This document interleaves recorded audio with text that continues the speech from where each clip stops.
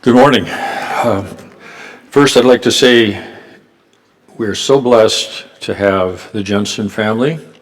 Not only do we have a great preacher, song leader, but we have his wife who has put together what you're going to see on the screen. I sent her my notes about 3 days ago. Since then, they've been changed probably a dozen times. So hopefully she's able to stick with it. This, by the way, is why when I was in college, I waited till the last night to write my 25-page term papers so that the lovely young lady who was typing them for me, typing with the old eraser and then the whiteout and then the little piece of paper that you put in there and typed over it to get rid of the letter, she wouldn't have to change it over and over again. Problem is, we'd get done about 3 in the morning for that paper due at 8 o'clock. But she married me anyway, so all is good. And to show you how I changed things, I was adding some more notes as we were standing to sing. Things come into my mind. When I saw the last song, Ancient Words, our Bible is consistent. It is consisting of ancient words. James was written somewhere around 35, 36 CE, they now call it. We call it AD, Anno Domini, in the year of the Lord. They've changed that to, I think they refer to it as Common Era. So anyway, we're coming up on almost 2,000 years since he wrote it. And maybe we need to look into that.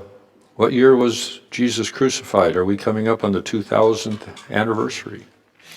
But anyway, these ancient words still apply to us today. That's why when someone is preaching from the pulpit or when you're reading the Bible, you pick up some things that still apply. And that's what I'm hoping to do today. By the way, I brought this chair up just in case you're wondering, as I have a bad knee. I've got a brace on. I can only stand so long before it starts bothering me. So I may, if it's all right, I might end up sitting a little bit in that chair during this time. Doesn't mean I'm going to speak a long time. That's why Kevin had extra songs. It's a little shorter today.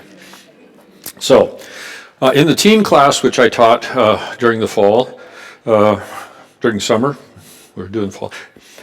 In the teen class that I just finished teaching a while back, we discussed the book of James, and I'm sure you've heard sermons from James many, many times.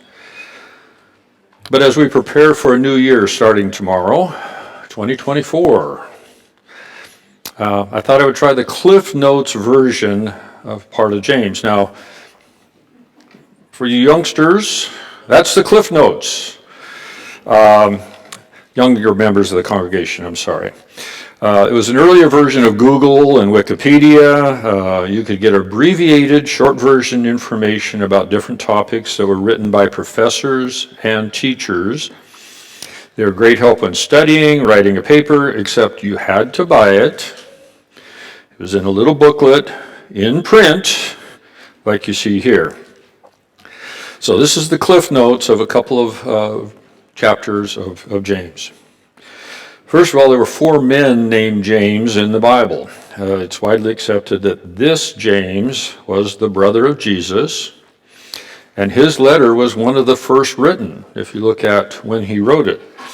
When he wrote these thoughts, the Jewish Christians had fled Jerusalem after the stoning of Stephen. They scattered across the Roman Empire. As you can see on the map, all over the place. They had to get out of Jerusalem. They feared for their lives. This could have been viewed as bad. However, as they discussed in the teen class, it helped spread Christianity. In fact, according to Acts 11:26, the first people called Christians were these refugees in Antioch in Syria. However, some of these refugees began to live in a worldly manner. So James wrote to them telling them how to live as Christians far from their home, their fellow believers. His goal was to help them live faithfully as followers of Jesus. He started out calling them the 12 scattered tribes, as you heard in the reading. as is common through the New Testament, he used a reference to something that they would be familiar with. The scattering of the 12 northern tribes of Israel who were removed by the Assyrians, never to be heard from again as a Jewish nation. The removal of the 2 tribes of Judah, removed by the Babylonians. So something that resonated with them, 12 scattered tribes. But maybe there was also hope in his message for a return to Jerusalem as happened under the Persian Empire. James begins by telling them they'll face trials and temptations and all kinds of problems. Like they didn't know that already. They just left their homes because of their belief. But he says the testing of that faith will produce perseverance, is the word that my Bible uses. James 1, verses 2 through 4. Consider it pure joy, my brothers and sisters, whenever you face trials of many kinds, because you know that the testing of your faith produces perseverance. Let perseverance finish its work so that you may be mature and complete, not lacking in anything. Wow. So we're supposed to expect that trials and temptations are pure joy? I'm not sure if I've ever put the two together. Problems, trials, things going wrong, and then the words, oh, that's pure joy. But then he adds in James 1:12, blessed is the one who perseveres under trial, because having stood the test, that person will receive the crown of life that the Lord has promised to those who love him. So, standing the test of those trials will bring a reward. In other words, dealing with trials is a good thing. Again, how often do we think about that? Do we ever think our problems will make us better? Do we ever consider God will reward us according to how we respond to our problems? Or do we just complain about them and try to figure out how to deal with them on our own? But then he said, if they lack wisdom, which the footnotes in my Bible says means practical insight with spiritual applications. So wisdom, practical insight with spiritual applications. If they lack that wisdom, they should ask God.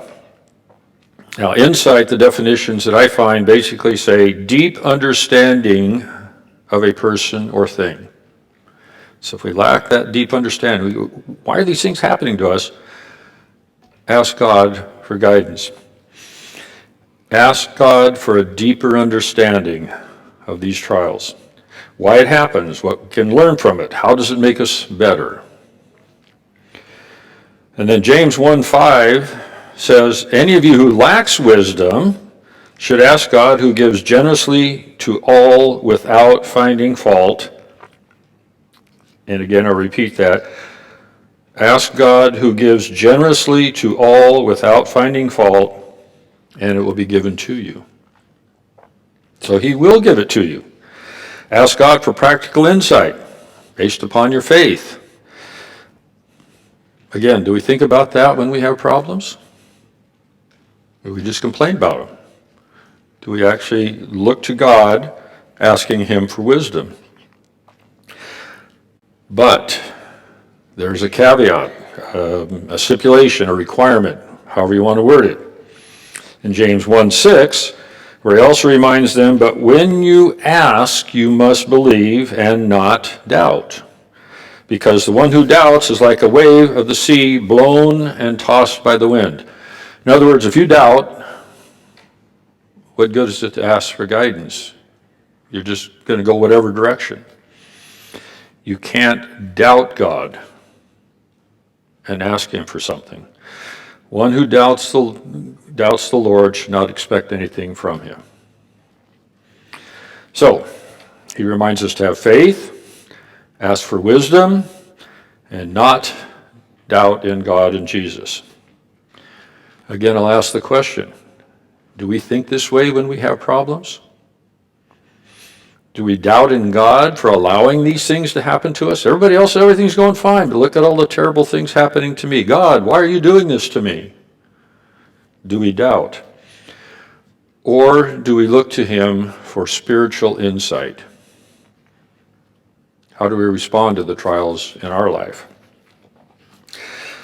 So far, he said they'll face trials, but to persevere, have faith, and believe. And if they do these but still need help, ask God for guidance. Ask God how to deal with this. Ask for his help. In James 1:22, he goes on to tell them, do not merely listen to the word and so deceive yourselves. Do what it says. That sounds pretty obvious, you would think. We come to church, we sing, we take communion, we pray, we listen to a sermon from the Bible, but do we live our life outside of the building according to what we've heard? Do we live how the Lord would have us live? Do we actually live as Jesus showed us? He was here, and he showed us how we should live. Through his actions, his parables, his stories. Do we live that way?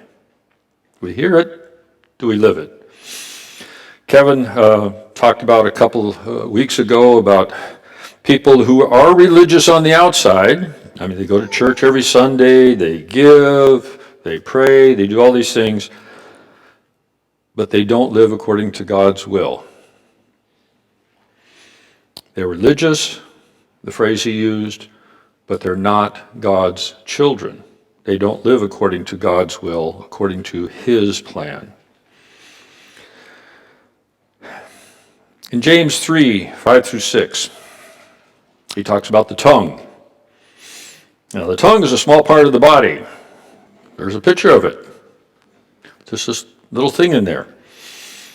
But he says, the tongue is a small part of the body, but it makes great boasts. Consider what a great forest is set on fire by a small spark.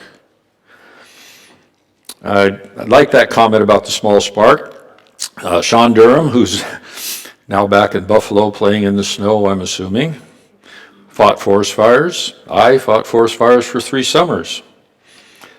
We've seen the destruction that can be caused by a small spark. Recently, we saw the destruction in Hawaii, all caused by a small spark.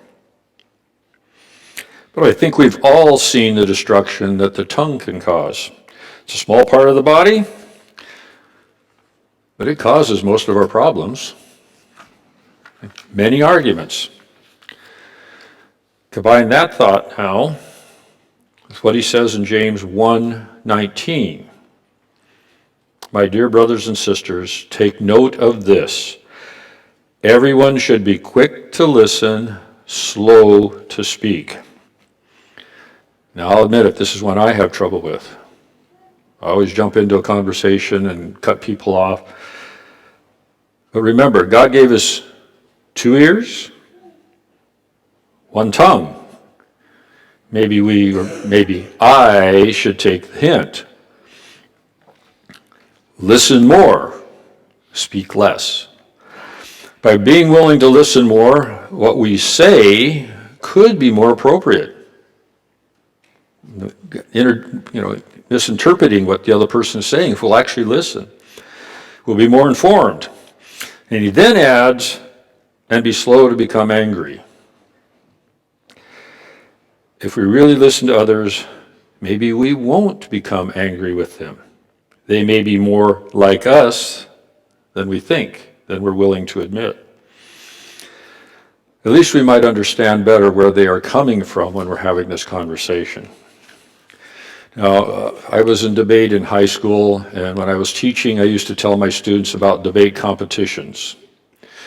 You went into a competition, you had to be prepared to argue both sides, because one time you walk into a room, you're speaking the affirmative, why you agree with whatever the question was chosen that year.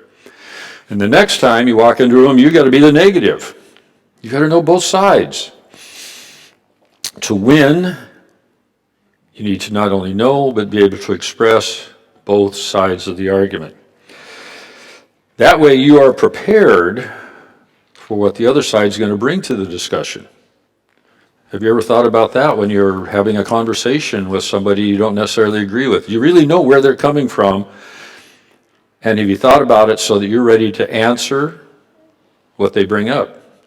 I used to tell my kids, if you can't answer what they bring up, you've lost. If you're in a disagreement with someone, the better you understand their position, the better chance you have of getting your point across. By listening more than speaking, it's more likely that can happen. Besides, I told my students, there's also the possibility you might realize, and this is the hard one, if you really examine the other side of the argument, after knowing all the facts, not just your side, you might find out they're right. That's a tough one. But more important, I guess I would say, is you're ready to defend your position. You're ready to stand up for what you believe if you can answer what they bring to the argument. If you can't answer them, you're not going to convince them of anything. In the end, sometimes listening is just better than responding. Mark Twain is credited with this. It's not a guarantee he said it. Everybody likes to give Mark Twain credit for things. Don't argue with a fool. People might not be able to tell the difference. Think about that. Two of you are sitting there arguing, people around are going, boy, talk about a couple of fools. So listen more, speak less. Now, James goes on in chapter 2, verse 8. If you really keep the royal law found in the scriptures, love your neighbor as yourself, you are doing right. Now you think about it, that must have been tough for these refugees. They had to leave their homes in Jerusalem. They were scattered throughout the empire. They were being persecuted because of their beliefs. They didn't live among fellow believers, other Christians. Their neighbors, it says love your neighbor as yourself, their neighbors didn't have the same belief. How could you love people who are strangers, who may hate you, and may literally want to kill you, like they did with Stephen, for your beliefs? Question to be asked in today's world. How can we love someone we disagree with about things we feel are important, or maybe they do something we feel will have a negative impact on us? It doesn't say to love only those people we agree with. It says to love others as ourselves. Kevin referred to Jesus a couple of weeks ago saying in Matthew 7:12, so in everything, do to others what you would want, do to others what you would want them to do to you. For this sums the law and the prophets. Okay? Remember that slow to anger a little bit ago? Combine that with doing unto others. If we don't want them angry with us, why are we getting angry with them? Anger usually only produces more anger. If you don't want them getting mad at you, aren't getting angry with you, don't get angry with them. Treat them as you wish to be treated. And James was good at this. He adds another stipulation. After all this, when he tells his believers that with faith must come deeds. Okay, so all this has been about your faith, your belief. Now he says you got to do something. James 2:14. What good is it, my brothers and sisters, if someone claims to have faith but has no deeds? He adds later in James 2:26, as the body without the spirit is dead, so faith without deeds is dead. So it's not just believe. I mean, we believe Jesus is the Son of God. Now, what do you do with that belief? This may sound like what was said earlier about living as a Christian, but that past instruction could be your attitude, how you relate to others, how we do things in our daily life. Now he says to actually do something. So, do we believe and do according to the Word? What deeds have we done in our lives? Is it hard to find deeds to do? Some think only of big grandiose deeds. Oh, I wish I'd hit the lotto because I'd have hundreds of millions of dollars and I could give it away.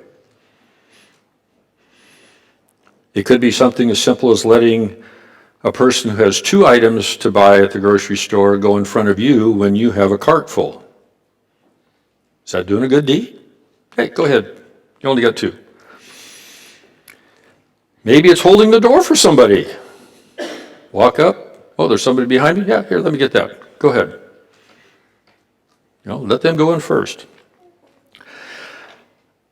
Have you ever been to the grocery store and seen someone in front of you who has a bunch of all essentials, important things, and they look in their purse or their wallet and they go, can you put this back, and can you put that back? And you realize they're putting back milk, they're putting back bread, maybe they're putting back diapers. They're not buying any extra things that they really don't need. These are necessities for their household, and they're putting them back. What do? Do you kind of motion to the clerk and say, I got it?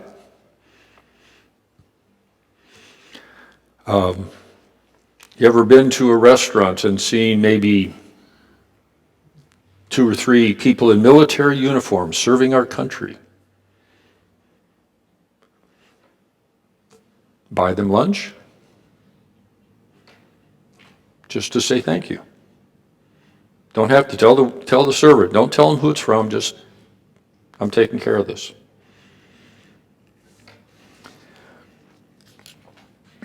Now, doing deeds could be tougher when it's somebody you don't agree with, someone you're mad at. Remember that anger part. But you still help them anyway, just because. Maybe if we ever get snow, and you and your neighbor haven't gotten along all that well, but when you shovel snow, you don't stop at the property line. You go ahead and shovel the sidewalk in front of their house, maybe all the way up to the steps, so that they don't have to.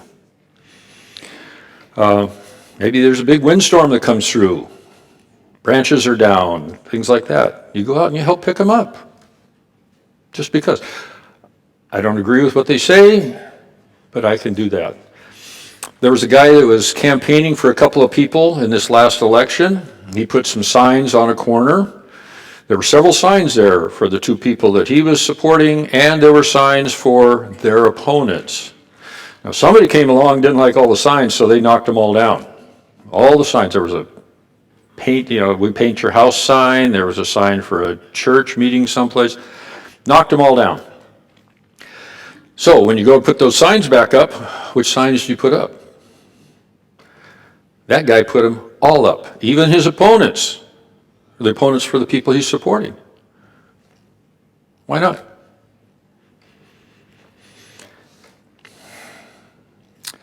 So, as we begin this new year tomorrow, let us, 1, be ready for trials and tribulation. Now, in your bulletin, there's a place to write things, and I didn't get this part in. Like I said, I adjusted this several times. Be ready for trials and tribulations, for God is with us. Some say, let go and let God. You guys have heard that one before? That doesn't mean not to do anything, but let God help. Let go of our human reaction and look to God for guidance. Number 2, be quick to listen, slow to speak, and slow to anger. Listen more, speak less. You might not be getting angry. Number 3, listen to the word and do, having both faith and deeds. And number 4, love your neighbor as yourself. And that doesn't just mean the people you agree with. Love everyone. Jesus loved everyone. He died for all of us, even people we don't like. Love your neighbor as yourself. So just as the new Christians that James was writing to needed guidance to be faithful followers of Jesus, so do we. If you feel you would like additional guidance in this new year, you can talk with Kevin, our preacher, Jack or I as elders, Johnny, Rich, Ryan as deacons. All of us have a title, but we are simply members of this congregation, no more. And it doesn't take a title for someone to help you. There are many others in this congregation who would be very willing to sit with you, listen to you, pray with you. Sometimes just talking leads to a better understanding of what God's plan is for us and how we can live according to that plan. If we can talk with you, listen to you, pray with you, if there's any way we can be of service to you, please come now as we sing the invitational song.